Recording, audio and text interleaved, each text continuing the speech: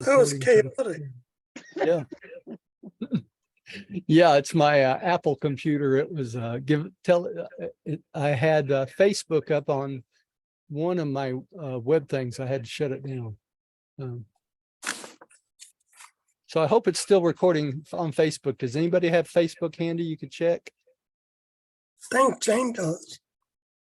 No, Jane's not out there anymore. Well, there's a little notification on my screen that shows live on Facebook right now. Oh, is it? Okay. Wow. Yeah, I mean, it's on Zoom, yeah. but yeah, it says live on Live Facebook. on Facebook. Yes, Yeah. I've got that too. Yeah. Okay. Well, we should be recording to Facebook. I can't check it because then I get sound on both of them. Well, I might be able to check it on this computer. Hang on. Hello, everyone. By the way, we're just getting started here. Give me just a minute and we will be able to tell. You're on good, Roger. I'm I good was on laughing Facebook? too hard. Yes. Okay. All right. The craziness of recording. All right. That sounds good. So hello, everyone. This is Dr. Roger Paul, and tonight we are going to continue our study on paper 44. We're on paper 44, section 5, paragraph 9. And so let's say a little prayer to get started. My wife will be here in just a minute to get started with me, I believe. I see something on her computer, y'all. Hold on.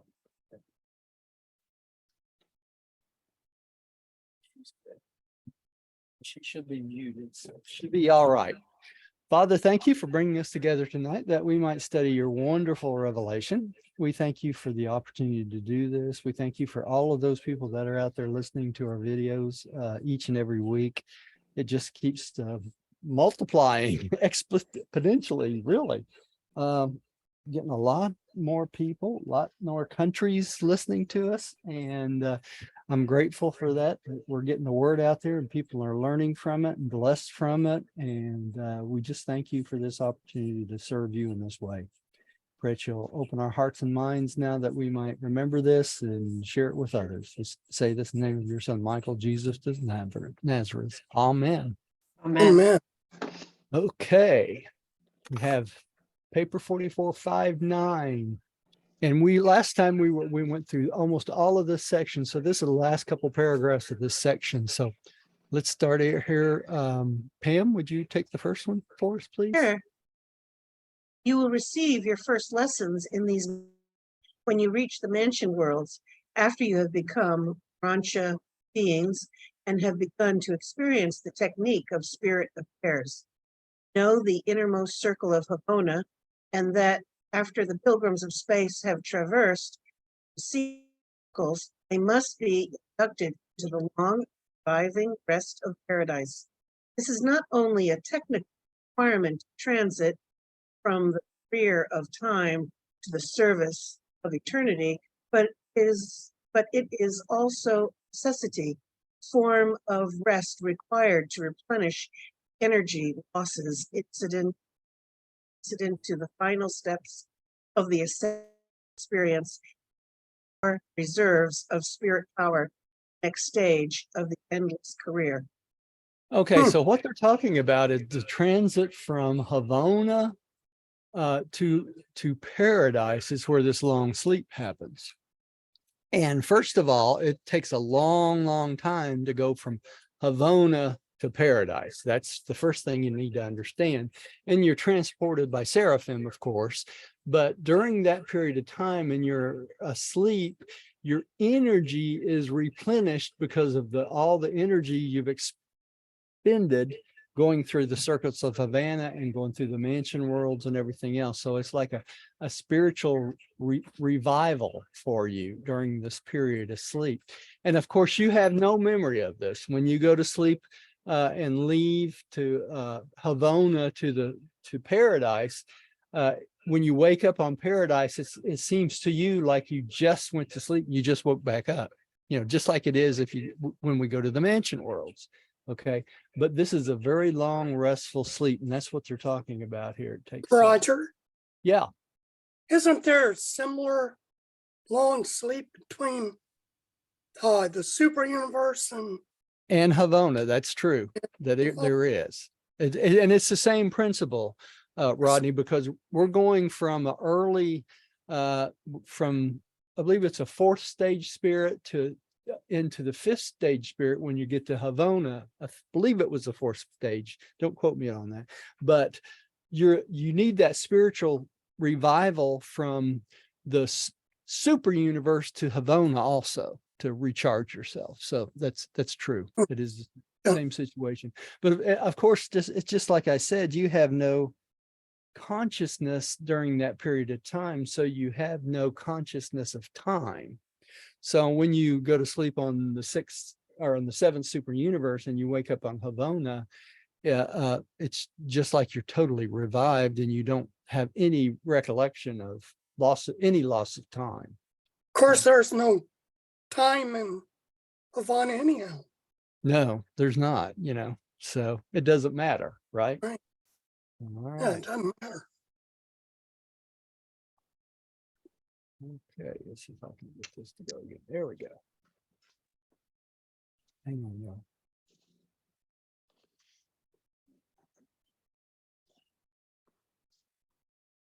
Okay, let's go on to the next one. 4459. Diane, since you were just got here, you want to do that one? Turn your Haven't changed. turn your a little bit. I can't see you very This well. way? Yeah, a little more. A little more. There we go. Okay. Mm. Did it change on you after you reserved did we just read that one? I did. Oh, Oh, okay. It's the next one, then it didn't change. Oh, that's wrong direction. Okay, here we go. The energy manipulators. Okay. These energy manipulators also function in hundreds of other ways, too numerous to catalog. Such a counseling with the seraphim, cherubim, and sanabim regarding the most efficient modes of energy intake and as to the maintenance of the most helpful balances of divergent forces between active cherubim and passive sanabim. In many other ways do these experts lend assistance to Urantia and spirit creatures in their efforts to understand the divine wrath, which is so essential to the effective utilization of the basic energies of space. Okay, so what they're talking about here is the energies of space. These are the unknown energy sources that we have not discovered on this planet. Okay, remember we talked about it before that there's 30 different energy sources, and we've only discovered 3 of them out of the 30 on this planet as human beings. So these are the other energies, like the spiritual energy that recharges the angels, the sanabim, the cherubim, and the seraphim. So even on this planet, when they're on duty taking care of us, one of them is on duty full time and the other is recharging themselves, okay, from the energies of space. And this is why both the angelic core and the midwayers do not require food. So it's important to know. The primary midwayers were totally dependent upon this spiritual energy connection, okay, to stay alive. And the same way with the secondary midwayers, but the secondary midwayers have a different, it's not just the spiritual energy connection, they have a separate physical energy connection they have to stay connected to also. And they talk about that a little bit on the midwayer papers. But the reason being, they're closer to a physical being. They're actually in between the angelic core and us. So even though they don't eat and they don't sleep and that sort of thing, they still need nutrition, just like we do for our bodies. So if you think about it, I don't know if y'all have experienced this yet or not, but as you get older and up higher in your years, you don't get hungry as much as you did when you were younger. You don't need as much food to keep going as you did when you were younger, right? That's why many elderly people, as they get older, they get thinner and thinner because they don't have this desire to eat constantly like we do when we're young. The other thing is, as you get older, I guess we don't sit and watch the commercials anymore, and so the brain washes to think you're hungry all the time. So I'm sure that helps a lot too. So right. that's, yeah. Do you think there's a possibility that Earth can discover more of these energy sources? I am positive it will happen, Rodney. I really do. But We you could know, discover 30.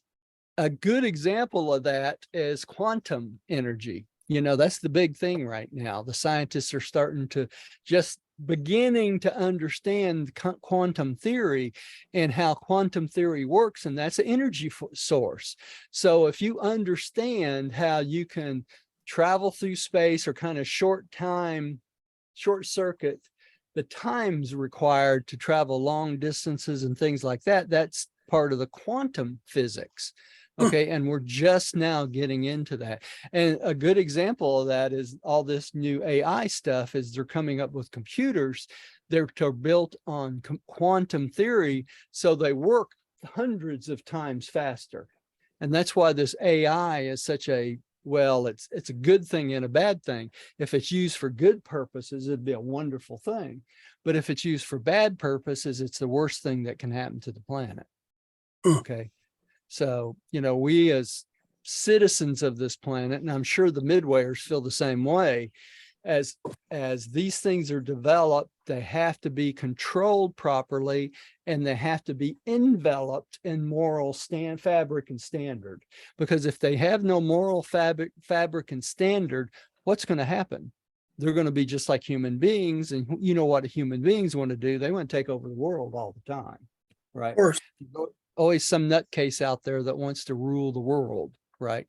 And they don't realize that the world does not need to be ruled, right? No, the world is taking care of itself. That's why we have a celestial government, okay? And it's hard for us to accept that, okay? All right, let's go on to the next one.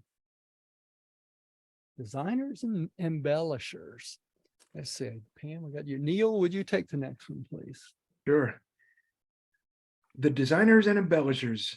How I wish I knew how to portray the exquisite work of these unique artisans.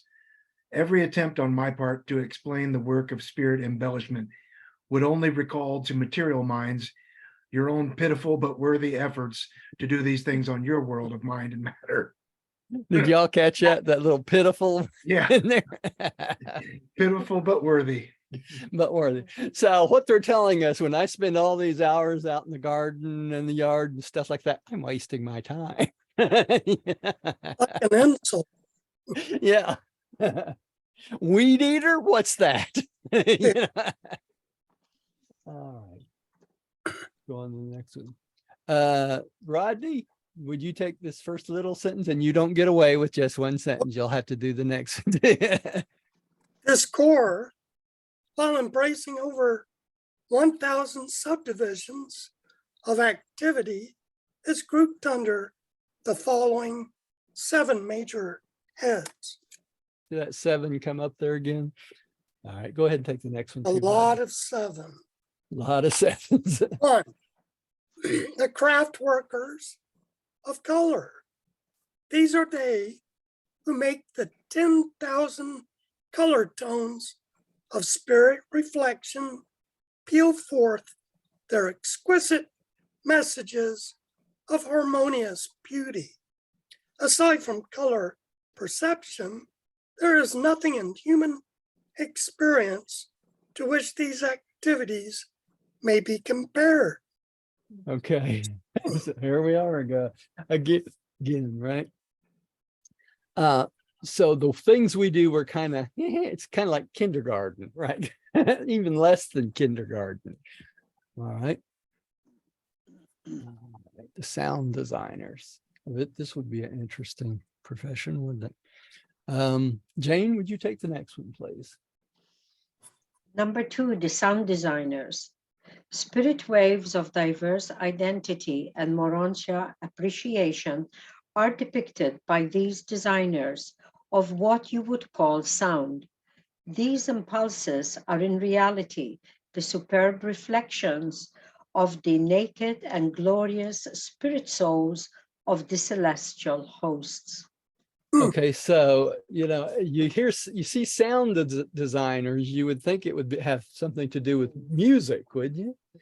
Yeah, but it sounds like this is the reflection of the actual souls of the beings. Okay, so that's a little bit different. It's something we can't really comprehend even get our heads around. All right. To me, it sounds like Pretty neat. Yeah. frequency. Yeah, it may be. And then the next one's the emotion designers, right? Diane, would you take the next one for us, please? 3, the emotion designers. These enhancers and conservators of feeling are those who preserve the sentiments of Morantia and the emotions of divinity for the study and edification of the children of time and for the inspiration and beautification of Morantia progressors and advancing spirits. Now like I said, these are things we can't even conceive of. Okay, so this actually preserves the sentiments of Morantia beings and emotions of divinity, which is, and this is for our edification. So as we progress through the mansion worlds, these emotion designers enhance our experience through these emotions, but not only the experience for our own personal emotions, but the emotions of divinity itself. Wow. Which is, wow, what else can you say? But all right. 4, the artist of odor. Well, I bet this doesn't stink, right? All right, Pam, you're up next. The artists of odor. This comparison of supernal spirit activities to the physical recognition of chemical odors is indeed fortunate, but your mortals could hardly recognize this ministry by any other name. These artisans create their varied symphonies for the edification and delight of the advancing children of light. You have nothing on earth to which this type of spiritual grandeur can be even remotely compared. So we'll have to wait till we get there on that one. Yeah. Right? So much for Chanel Yeah, really. or some All other right. modern name. Yeah. Neil, would you take the next one, please? Yeah, number 5, the presence embellishers. These artisans are not occupied with the arts of self-adornment or the technique of creature beautification. They are devoted to the production of multitudinous and joyous reactions in individual Morantia and spirit creatures by dramatizing the significance of relationship through the positional values assigned to different Morantia and spirit orders in the composite ensembles of these diversified beings. These artists arrange supermaterial beings as you would living musical notes, odors, sights, and then blend them into the anthems of glory. Wow. Oh, Yeah. wow. That would probably really be amazing. All these things, it's would be like a play with human spirits and other beings to create this. Just incredible. Yeah, just incredible things. That's right. All right, taste designers. I guess we're going to taste something because they wouldn't have these if they didn't. All right, Rodney, would you take this one? Yes. And how can you be told of these artists? Faintly, I might suggest that they are improvers of Morantia taste, and they also endeavor to increase the appreciation of beauty through the sharpening of the evolving spirit senses. Now, I got a question for y'all. Do you think they're talking about taste like you eat something? Or do you think they're talking about whether people have taste in appreciating things? You know what I'm saying? I Well, think it's that's the pretty second. That's a good question. I was kind of wondering the same thing. Yeah. So it may have nothing to do with physical taste. It may be have to do with the taste of things you appreciate. You know what I'm saying? Mhm. Our limited vocabulary. Yes, exactly. All right. The Morantia synthesizers. Jane, I think you're up again. The Morantia synthesizers. These are the master craftsmen who, when all others have made their respective contributions, then add the culminating and finishing touches to the Morontia ensemble, thus achieving an inspiring portrayal of the divinely beautiful and enduring inspiration to spirit beings and their Morontia associates.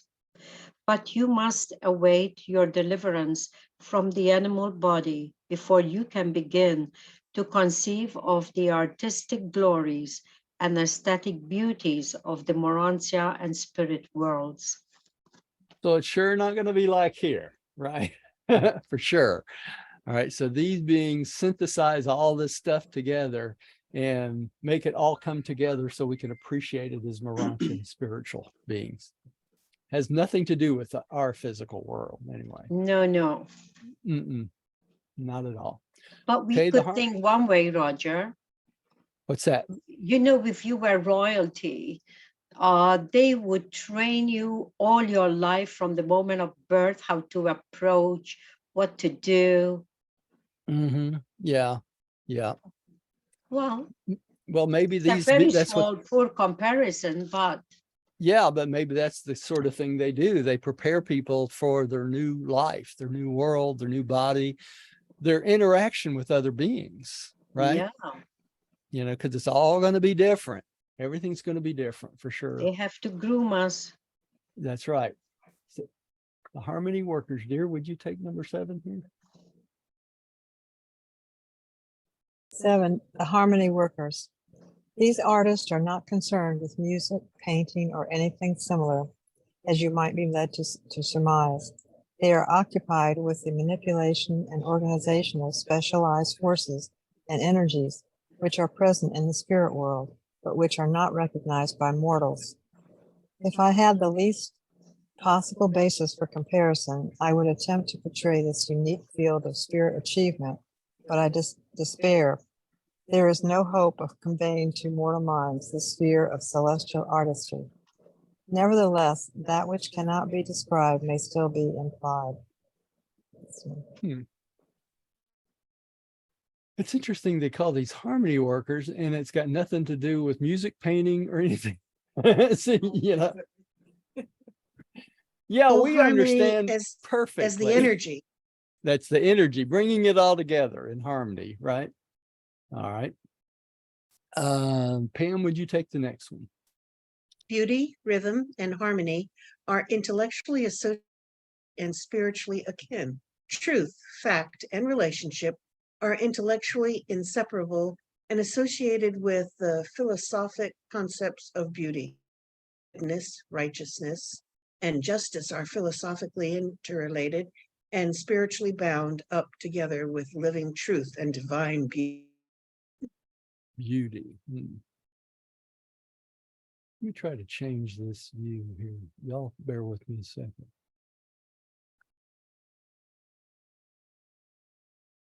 This is supposed to be a speaker view, and I don't see y'all coming on.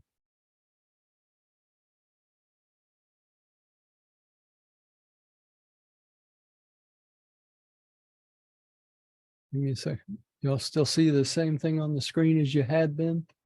Yeah. Yep. Okay, we're still good. I'm just going to leave it the way it was, and hopefully it'll come out good. All right. Is this the one you just read? I'm sorry, dear. Yes. Yes. Okay.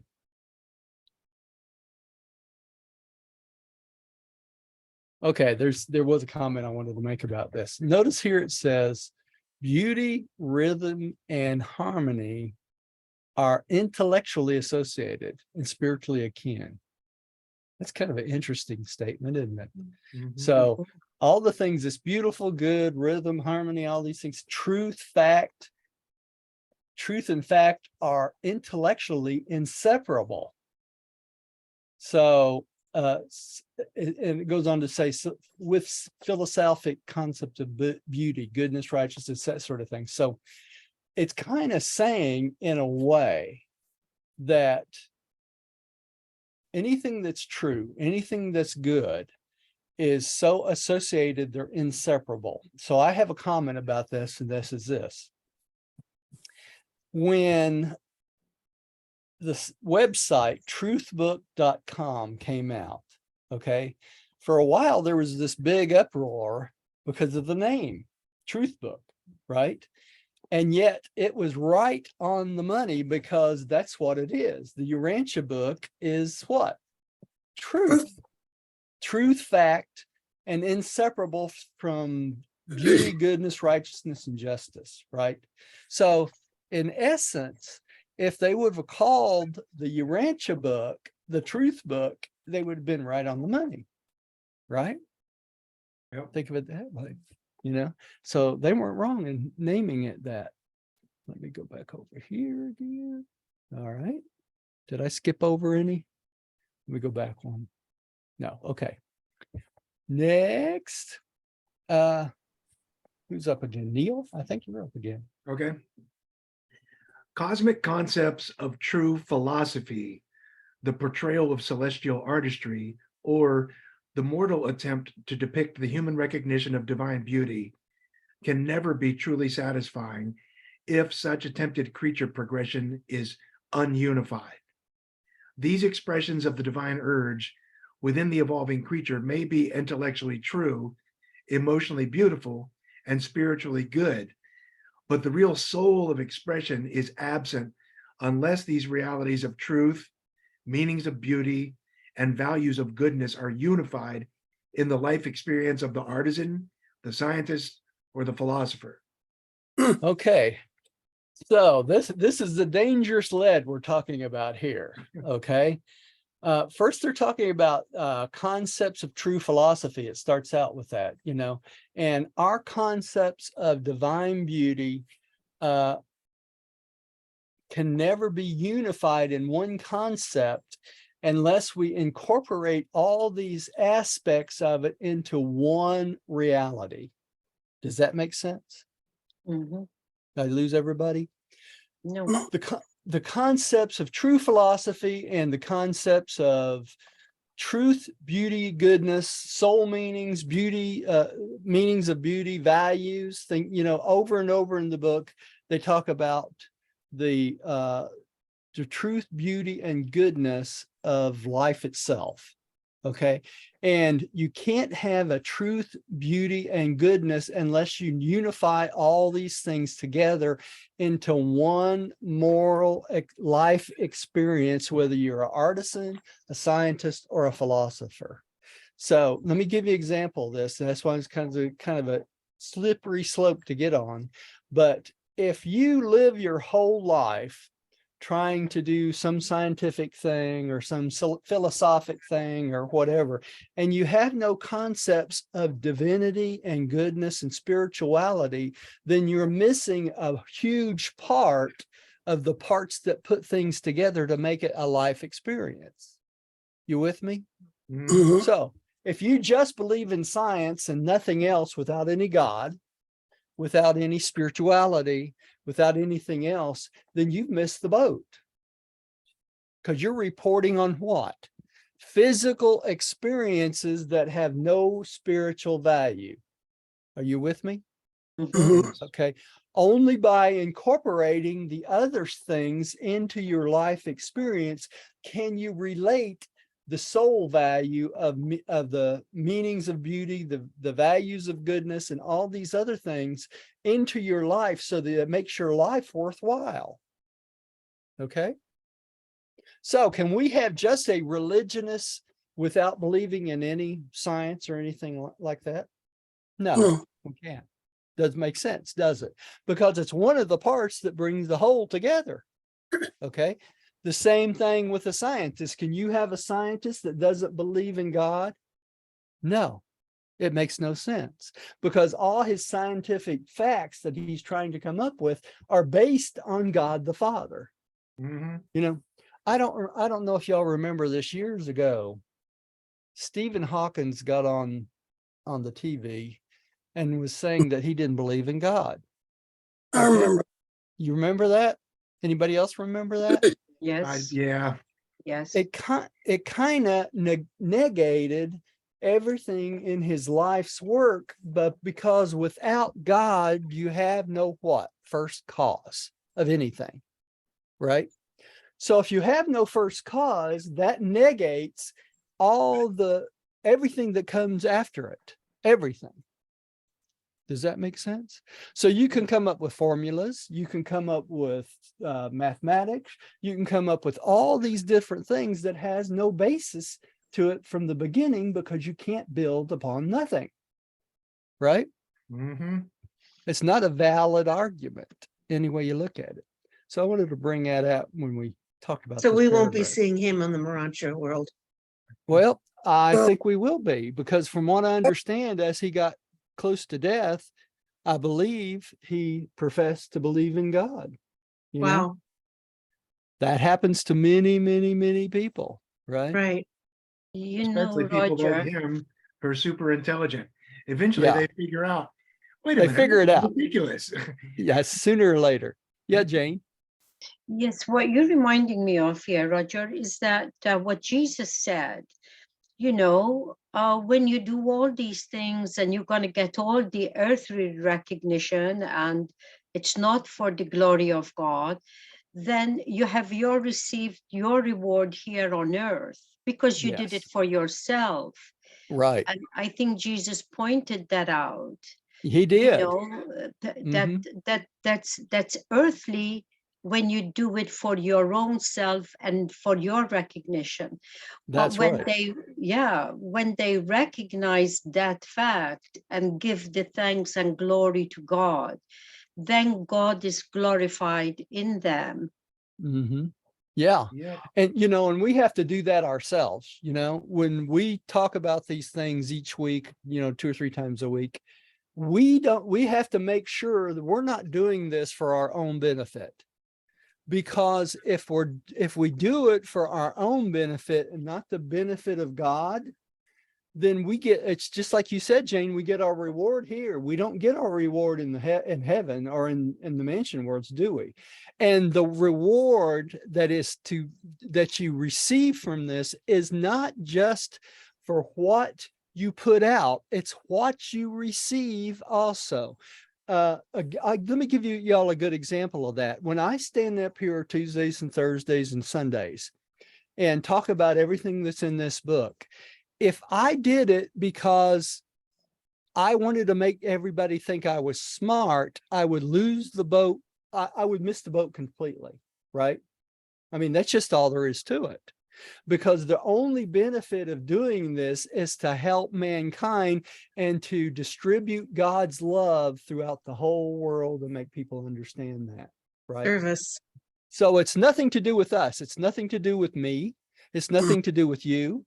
It's nothing to do with anybody in the group. It has to do with sharing the truth of God, right? That's why we do this. And we all benefit from it horrendously. I mean, it's just the benefits of doing this are beyond comprehension. They really are. People say, how do you get up and do this 3 times a week? It's because I benefit from it every time I do it. I learn from every one of y'all every time we get together, some little kernel of knowledge or some little blessing of some kind, and it helps us all, right? That's why we're here. Because if it wasn't for that, it would get boring after a while. It really would, Anything you just teach and teach over and over and over and over again, you start to think has these people got any brains? Is anybody listening to me? But that's not the case at all. Okay. All right. So let's go on. Diane, I think we're back up again. These divine qualities are perfectly and absolutely unified in God, and every God-knowing man or angel possesses the potential of unlimited self-expression on ever-progressive levels of unified self-realization by the technique of the never-ending achievement of godliness, the experiential blending and the evolutionary experience of eternal truth, universal beauty, and divine goodness. Did y'all notice that under godlikeness, it's got a little hyphen there? Yeah. You see that? And then it says experiential blending of the evolutionary experience of eternal truth, universal beauty, and divine goodness. Same But- thing they teach us over and over and over, right? In the book. All right. And that is God likeness. So if we can absorb that, if we got nothing else out of these lessons, if we could absorb that one sentence, we would be on the right track. Makes sense? All right. Let's go to the next one. 8 mortal aspirations and Morantia achievements. Pam, would you take this one, please? Although celestial artisans do not personally work on material planets, such as Urantia, they do come, from time to time, from the headquarters of the system to proffer help to the naturally gifted individuals of the mortal races. When thus assigned, these artisans temporarily work under the supervision of the planetary angels of progress. The seraphic hosts cooperate with these artisans in attempting to assist those mortal artists who possess inherent endowments and who also possess adjusters of special and previous experiences. Can you imagine one of these guys helping Elvis? Just a thought.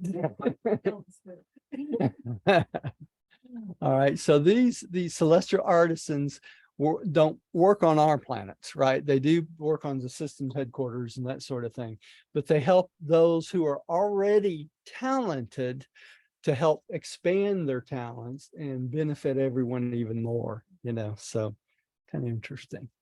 All But right. that would be here, or No, that would be on the system headquarters worlds and stuff. I see. You know, yeah. And it might start even as low as the Morantia spheres, you know, the mansion worlds, that sort of thing, right? All right, Neil, would you take the next one? Yep. There are 3 possible sources of special human ability. At the bottom, always there exists the natural or inherent aptitude. Special ability is never an arbitrary gift of the gods. There's always an ancestral foundation for every outstanding talent.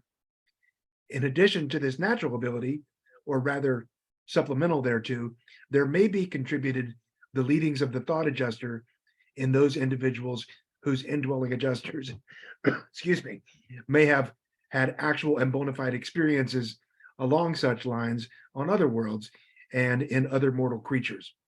In those cases, where both the human mind and the indwelling adjuster are unusually skillful, the spirit artisans may be delegated to act as harmonizers of these talents and otherwise to assist and inspire these mortals to seek for ever perfecting ideals and to attempt their enhanced portrayal for the edification of the realm.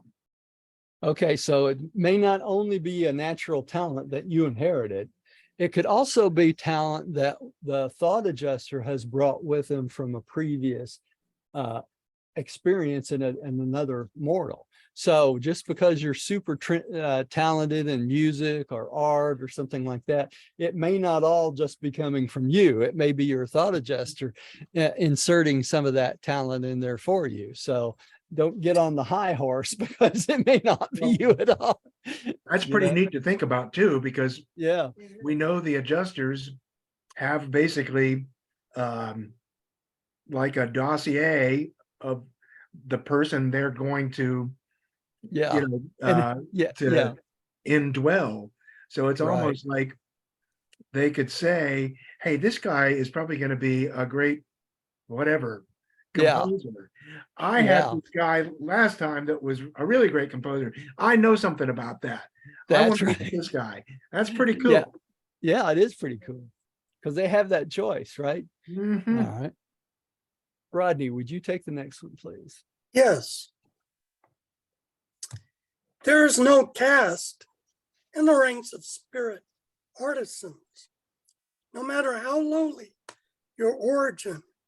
If you have ability and the gift of expression, you will gain adequate recognition and receive due appreciation as you ascend upward in the scale of Morantia experience and spiritual attainment. There can be no handicap of human heredity or deprivation of mortal environment, which the Morontia career will not fully compensate and wholly remove. And all such satisfactions of artistic achievement and expressionful self-realization will be affected by your own personal efforts and progressive advancement. At last, the aspirations of evolutionary mediocrity may be realized.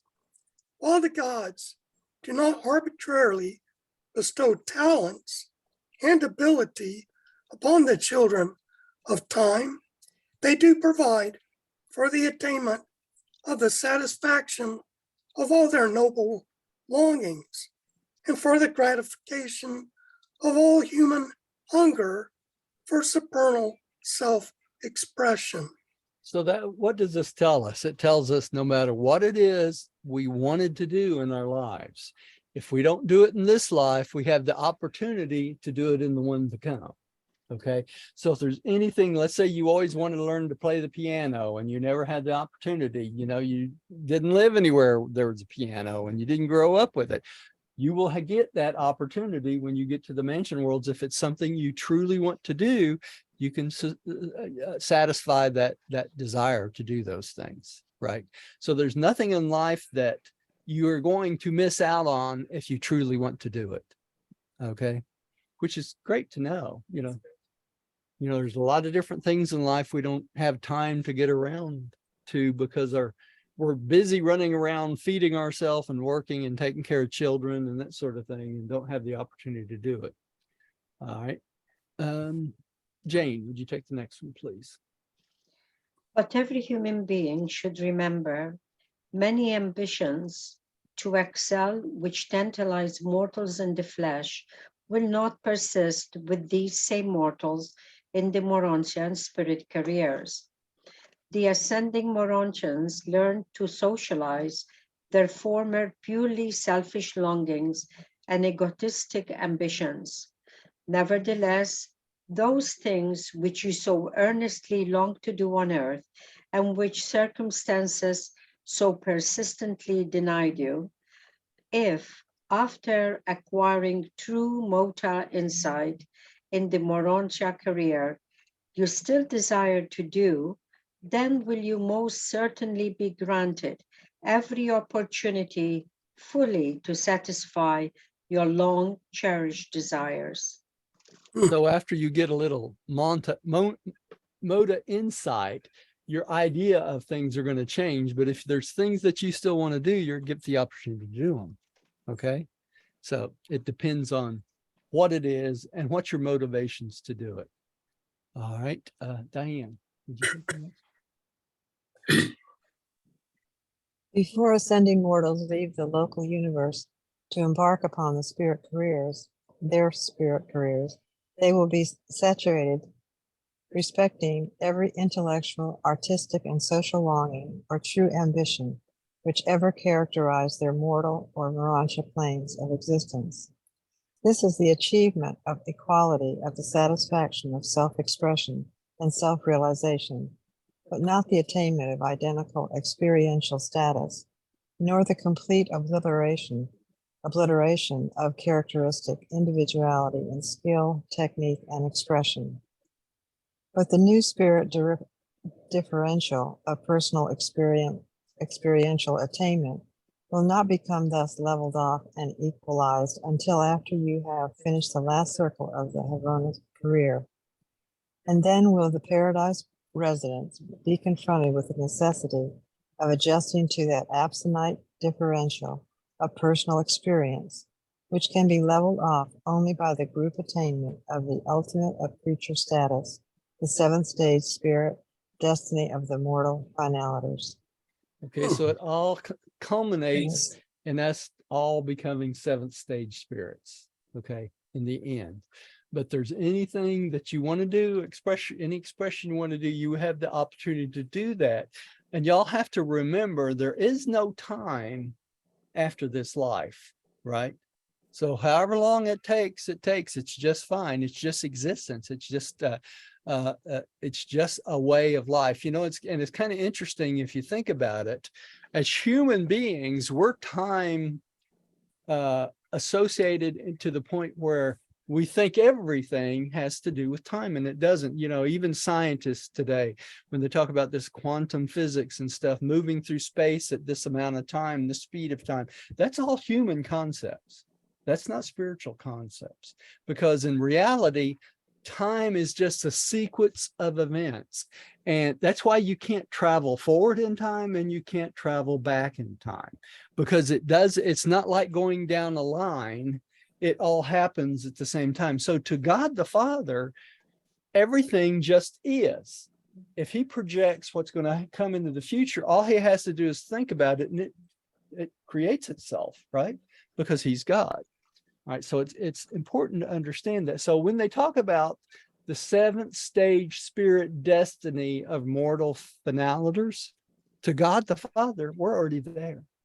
Okay, he knows we're going to make it there because he's willed it to be. Makes sense? And this is just the process it takes to get there. Time is really, You are. time is really an illusion, because the things that you really, really want to do, like for me, it's playing the mandolin. I mean, I love doing that more than just about anything, but the time issues that I have don't allow me to express that, and I'm looking forward to that opportunity, in the mansion world, to follow up. Well, the other things too, Diane, and as we get older, our fingers don't work as well. I used to love to play the guitar, and I couldn't play a guitar again right now if I had to, because of arthritis in my hands. Exactly. But as you get older, you limit yourself on what you can do because your body starts dysfunctioning, and it's built that way. It's kind of funny. We talk about it all the time. The older you get, the more you're ready to leave. That's just all there is to it. You get up every that day kind of comes and goes. Yeah. That's right. That's right. There's sometimes I really want to be here. Yeah. But really, in reality, it's the truth. All people, as they get older, they get fed up with the garbage that's in this life, and sooner or later you get to a point where I'm ready to do something else. Tell me where the train leaves and I'll go get it. But I think we all feel that way. All right, I think I'll read this paragraph. And this is the story of the celestial artisans, that cosmopolitan body of exquisite workers who do so much to glorify the architectural spheres with the artistic portrayals of the divine beauty of the paradise creators. And this was edited by Archangel of Nebadon, right? All right. Then we go on to the local administration next time. All right. It was a pretty good paper, huh? Yeah. Mm-hmm. Yeah, That's a good one. Yeah, I enjoyed that too. Okay, so we'll start on the system administration next time on Tuesday. We'll keep on with our thought adjusters on Thursday, and then keep on with the life of Christ on Sunday, right? So we're good to go. All right. Oh, Gary didn't make it, did he? And we're finishing a little early, so if he comes anytime after that, he's gonna say, "What happened?" Roger must have had a technical issue again, right? All right, there. Let me stop, everybody. Let me stop the share. Here we go. And let's say a little prayer and we'll quit for tonight. Anybody feel led to pray tonight? Just say so. No, no volunteers ever. Sweetie, why don't you pray for us tonight? Oh, Father, Mother God, we thank you so much for this wonderful, wonderful divine book that you found us worthy to bring it into our existence, and for us to be so blessed with so much truth and so much knowledge and so much faith that each day is miraculous. We are so grateful. No matter what's going on in the world, we keep our focus and know the truth. We thank you for everything that is and was and will be, and we look forward to what will be. It is in your name, Christ Michael of Lebanon, we pray and give thanks for all the many, many blessings that you give shown to us. May we pass them on to everyone we meet and talk with. Amen. Amen. And thank you, everybody at home who's joined us and moved in with us or listened to us tonight. And stop the Facebook. See you next time. Stop the recordings.